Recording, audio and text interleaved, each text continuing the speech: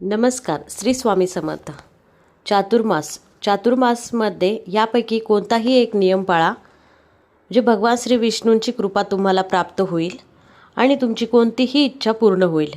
चातुर्मासामध्ये काय करावे आणि काय टाळावे, चातुर्मास काय आहे, कोणते नियम आहेत जे तुम्हाला आवर्जून पाळायचे आहेत, हे सर्व मी या व्हिडिओमध्ये सांगणार आहे.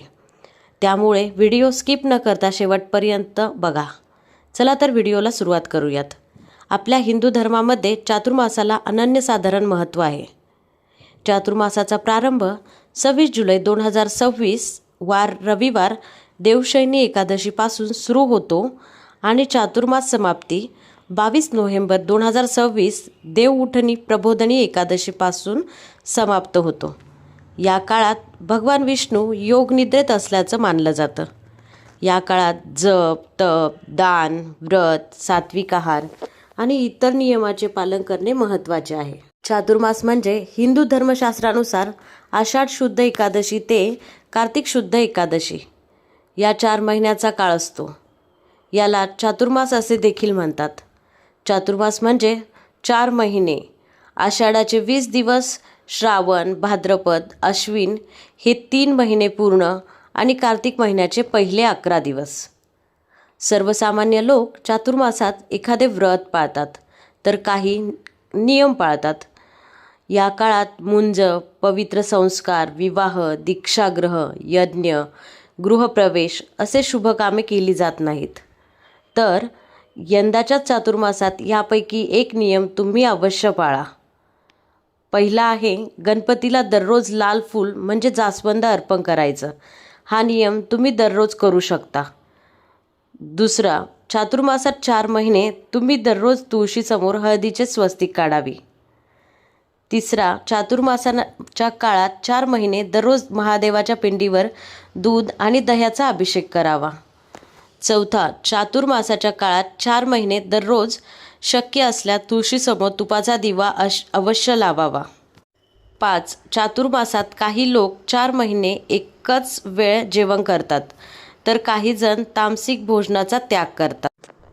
6. चातुर्मासात प्रत्येक मंगळवारी आणि शुक्रवारी एखाद्या सुवासिन स्त्रीची नित्यनेमाने ओटी भरावी. 7. चातुर्मासात 4 महिने सुंदरकांड, गीता आणि रामायणाचे पठण करावे. 8. चातुर्मासात दान करणे हे विशेष शुभ फळ देणारे मानले जाते.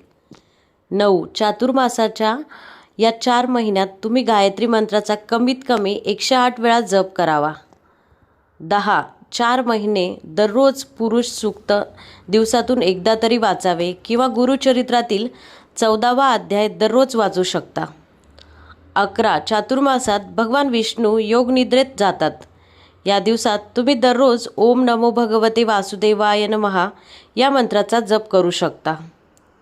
12. या काळात तपश्चर्या, भक्ती, दररोज सत्यनारायणाची कथा आणि जप किंवा श्रवण करणे शुभ मानले जाते.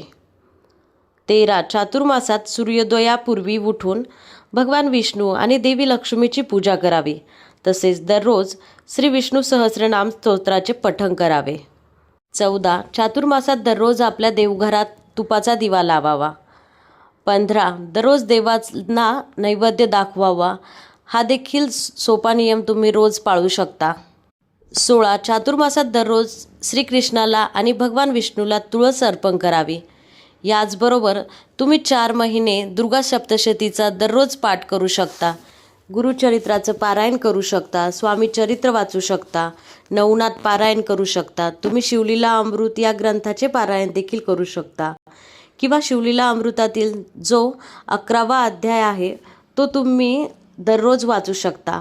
याशिवाय या चातुर्मासात तुम्ही दानधर्म भरपूर करू शकता. आपल्या पितरांच्या नावे दान करू शकता. अशा प्रकारे चातुर्मासातील या नियमाचे तुम्ही पालन केल्यास आपले आरोग्य सुधारेल, मानसिक टेन्शन नाहीसे होतील, सर्व इच्छा पूर्ण होतील, आपल्या पूर्वजांचे आशीर्वाद प्राप्त होतात, तसेच भगवान विष्णू व शिव यांची कृपा प्राप्त होते. जीवनात आनंद, सुख, समृद्धी मिळते. मित्रांनो, तुम्हाला व्हिडिओ माहितीपूर्ण वाटला असेल तर चॅनलला सबस्क्राईब करा आणि जास्तीत जास्त लोकांपर्यंत व्हिडिओ शेअर करा. तुम्हाला काही अडचणी असतील तर कमेंटमध्ये सांगा. भेटूयात नेक्स्ट व्हिडिओमध्ये. तोपर्यंत सर्वांना श्री स्वामी समर्थ.